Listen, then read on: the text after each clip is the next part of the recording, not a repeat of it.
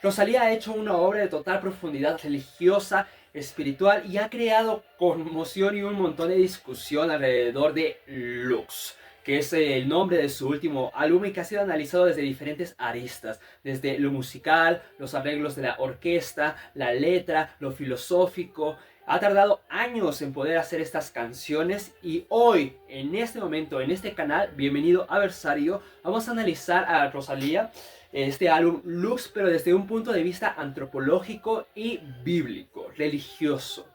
Mi nombre es Ian Vallardo, soy licenciado en literatura, pero también soy periodista cultural. Y en este momento vamos a analizar Lux desde el lado antropológico. Como ven, tengo mis anotaciones porque no podía llegar en blanco. Así que, por favor, siéntate, disfrútalo. Y vamos a analizar Lux desde diferentes aristas. ¿Cuál es la profundidad antropológica de la obra, del álbum? Las letras, las referencias antropológicas, religiosas y todo lo que prácticamente Rosalía ha metido en una licuadora, pero que el resultado ha sido totalmente maravilloso, asombroso. Mire, yo les seré honesto, yo no conocía a Rosalía desde hace medio año, yo creo que la primera vez que escuché Motomami. Y me bastó como para encantarme totalmente de ella. Y ahora que ha salido Lux, vamos a comenzar una vez con el análisis, ¿no? Lo primero que hay que pensar, y que creo que fue una discusión que yo hice ahí en mi Instagram, sígueme también en mis redes sociales personales, de Versario, es de qué tanto Rosalía está separada de o está unificada a la obra. ¿A qué me refiero? Me refiero a que quizás no conocíamos antes la faceta espiritual de Rosalía, pero hasta Lux sabemos más de este deseo interno de buscar a Dios, de esta castidad que se autoimpuso, ¿no? El bolse, el celibato voluntario. Entonces, ¿de qué manera? No es por un juicio, pero hay que pensar de qué manera Rosalía está unificada o separada a su obra, ¿no? Si la espiritualidad es parte de su yo biográfico o es parte del marketing de la obra. Fuera de eso, no hay ningún problema realmente. Lux funciona por sí solo. Entonces, no hay que caer en el juicio, en el marketing o en o en todo este perjurio. En mi opinión, puede estar unido o separado, pero aún así Lux funciona solo, ¿sabes? Como un producto estético. Ahora vamos a analizarlo desde tres puntos de vista diferentes. Uno, la dualidad tierra-cielo. Dos, el amor místico. Y tres, la literatura cristiana alrededor de Lux. Primer punto, dualidad tierra-cielo. ¿Por qué quise comenzar con esto? Porque desde la primera canción, desde el primer verso que tenemos en Sexo, Violencia y Llantas, si me acuerdo bien del título, tenemos de quien pudiera alejarse del mundo para acercarse a Dios. Y creo que totalmente es un enigma central dentro de las religiones y no solamente, sí, del cristianismo, del catolicismo en el mundo moderno, pero realmente hay que concebirlo en las religiones antiguas como un puente. ¿A qué me refiero con puente? Muchas de las religiones antiguas, e incluso en las prehispánicas especialmente, había un puente entre cielo y tierra. Había una especie de árbol en el cual se podía ascender y descender entre el cielo y la tierra. Y es así como entendemos mucho esta ley de como es arriba, es abajo, o incluso en el cristianismo, que se haga en la tierra como se hace en el cielo. Hay que pensarlo o como un puente o como una separación también, ¿sabes? ¿Por qué? Porque a partir del cristianismo tenemos que la tierra es el mundo concupiscente y del pecado, y en el cielo es el mundo etéreo, sin pecado, donde habita Dios. Entonces acá tenemos dos concepciones diferentes. Y claro, la que gira en torno a Lux es esta separación entre cómo alejarme de la tierra para ser parte de Dios, ¿no? Entonces, pero bueno, el segundo punto de vista que hay que entender es que en las religiones hay paradojas. El cristianismo, por excelencia, es la religión de la paradoja, ¿no? Es la religión en la que come de mi carne, es la religión de así está en la tierra como en el cielo, la religión de hay que morir para nacer, en el caso del bautizo, el que es pequeño es más grande en el reino de los cielos. El cristianismo es la religión de la paradoja. Y es por ende que encontramos muchas paradojas también dentro de Lux, ¿no? Hay un coro en inglés que dice fuera, dentro de mí, dentro de mí. O también en porcelana, el placer anestesia mi dolor, el dolor anestesia mi placer. O por ejemplo, este fragmento enigmático de la pirámide cabe en un vaso de leche cabe en el universo cabe en la quinta avenida y es en el Titanic. Entonces son proporciones que están girando mucho para crear un entorno paradójico muy propio de la retórica religiosa. Bueno, Eso hasta ahorita en cuanto a dualidad tierra-cielo. Segundo punto, y creo que es uno de los que más brilló en Lux, es el amor místico. ¿Qué me refiero con el amor místico? Me refiero a toda esta tradición literaria cristiana que gira alrededor de los santos, esta poesía mística que en lugar de referirse a un amado, a un novio, a un amante, se referían a Dios, pero ya en un tono muy amoroso e incluso hasta erótico.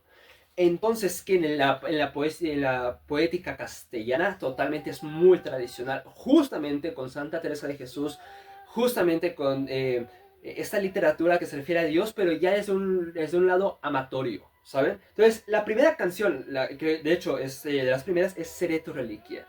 Y ahí combina tanto esta... Hay que entender que esas historias de los santos es una vida mitologizada, ¿sabes? Es una vida de milagros, es una vida de ascensiones, es una vida de éxtasis con Dios. Entonces es una vida mitologizada a lo cristiano, ¿sabes? Pero en el mundo moderno, en el caso de Seré tu reliquia, porque una parte la dejé en Barcelona, otra parte la dejé en México, en PR, y acá un poco si está haciendo referencia a Zetangana o a Raúl Alejandro, entonces hay que entender que está mitologizando la idea detrás de la reliquia, detrás de esta porción del santo, pero mezclada con las ciudades del mundo moderno. Ahora, hay que entender esto. También el cuerpo es importante para el mundo cristiano. Lógicamente, el cuerpo de Cristo está dividido en la hostia, está dividido en el pan y en el vino. Y otra vez, el cuerpo como centro cristiano también está aquí basado no solamente en Seré tu reliquia, sino también en otras canciones que vamos a ver más adelante, ¿no? La perla, bueno, ese es un giro muy artístico, muy moderno del amor místico. Pero Dios es un style que me da demasiada curiosidad. ¿Por qué me da demasiada curiosidad? Porque maneja dos cosas al mismo tiempo. Uno, la omnipotencia. Lógicamente es una propiedad de este Dios cristiano, pero de cualquier este Dios que se pone en el centro del universo, que juzga al mundo, que observa. Un poco esta cuestión de Big Brother, que todavía está muy estigmatizada dentro del mundo cristiano, que es este Dios que juzga a... que es un stalker. Vaya, en pocas palabras, como lo dijo Rosalía. Hay que poner mucha atención en el coro porque dice que lo voy a enamorar.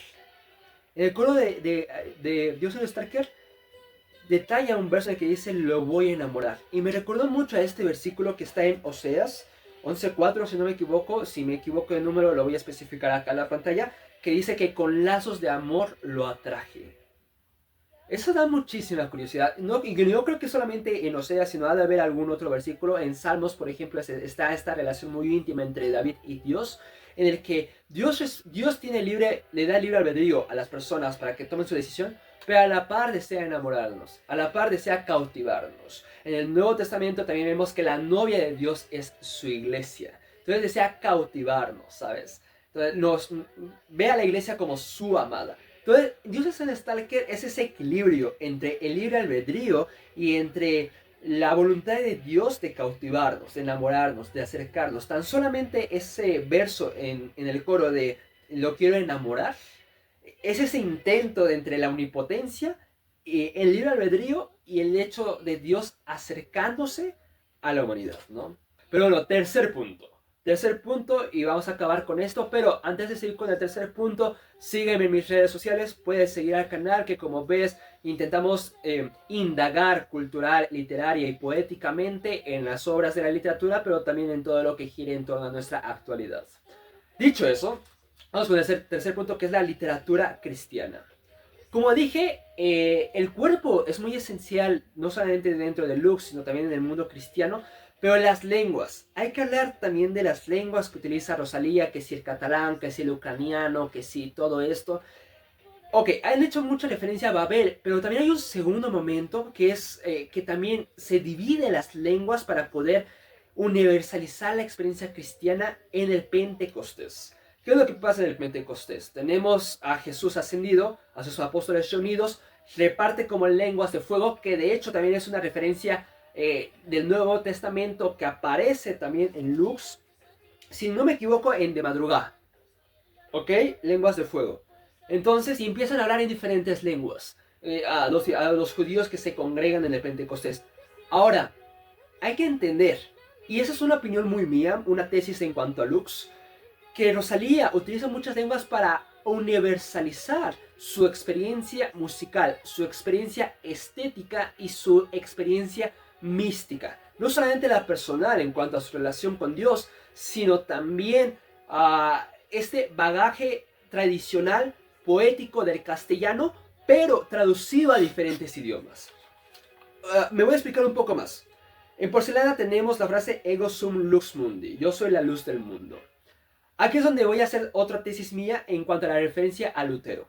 Recordemos que Lutero, que fue el que promovió el movimiento protestante en contra de la Iglesia Católica, uno de los movimientos más inteligentes de Lutero fue traducir la Biblia del latín al alemán, justamente para que sea la clase baja la que pueda acceder al mundo espiritual, al mundo religioso. ¿Qué es lo que hace Rosalía? Rosalía traduce su experiencia mística y la de la tradición poética castellana que se embebió de eso, que realmente está muy dentro de la poesía, y la universaliza al ucraniano, la universaliza al catalán, la universaliza a otros idiomas. Entonces hace un movimiento casi parecido a Lutero. Traduce su experiencia mística para universalizarla a otras personas. Eso yo creo que es una tesis, una idea a la que yo llegué que me parece impresionante, ¿no? Otra vez Emerheim, tenemos esta importancia sobre el cuerpo, su sangre es mi sangre, su rabia es mi rabia, en alemán incluso. En Piani Diamanti llegué a investigar qué es esta amistad entre los santos, entre Santa Clara de Asís y San Francisco. Y nuevamente en la madrugada utilicé el ucraniano por referencia a una santa en Kiev.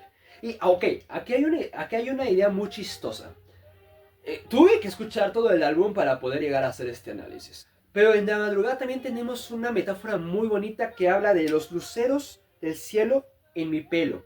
Todos los luceros del cielo en mi pelo. ¿Cuál otra imagen católica tenemos de los luceros del cielo en mi pelo? Exacto, la Virgen María. La Virgen de Guadalupe, que es una imagen clásica, tradicional acá en México, que si no sé si te acuerdas de la imagen, tenemos este velo que está repartido de estrellas y que cubre la cabeza y el cabello de la Virgen, de la Madre de Dios, muy adorada acá en México, ¿sabes? Entonces, hay que entender que la mitología y la religión pueden repetir ciertas imágenes de manera universal en otras religiones, en otras mitologías, porque es una manera de relacionar cielo y tierra y las historias que giran en torno a los dioses y a las personas que participan, ¿no? Tenemos en la religión, en el hindú, por ejemplo, esta diosa que derrama su cabello porque se vuelve un río, el río Nilo, por ejemplo, ¿no? Entonces, a pesar de que se repite, acá también tenemos la Virgen María cubierta de estrellas en su cabello. Entonces, pueden llamarme paranoico, totalmente yo lo acepto, pero podría ser un guiño, una relación lejana con la Virgen María en Lux. Ok, y bueno, pues acabamos con el Corán, que me parece muy interesante estas dos cosas en cuanto a la yugular, que de hecho eso viene del Corán, no del cristianismo, del Corán. Que pensar en Dios como algo más cercano a la vena yugular.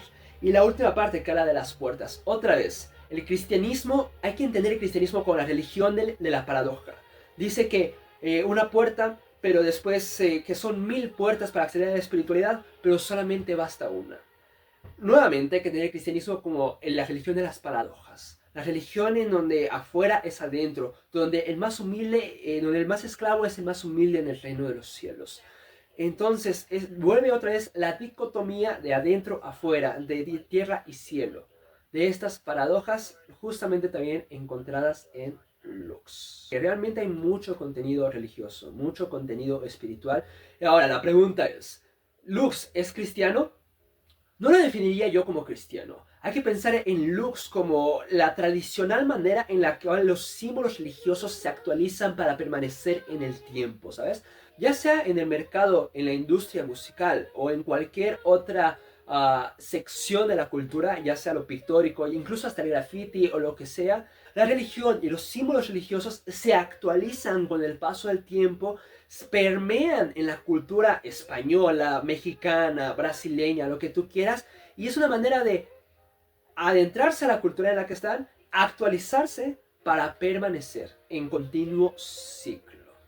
Espero que este análisis de Lux de una manera bíblica, antropológica, religiosa te haya gustado. Si te gustó, dale like, comparte, suscríbete en este canal y sigue las redes de Versario, donde durante toda la semana estoy poniendo contenido acerca de poesía y acerca de todo este mundo de cultura que nos rodea. Mi nombre es Ian Bayardo y espero que hayas disfrutado de este análisis.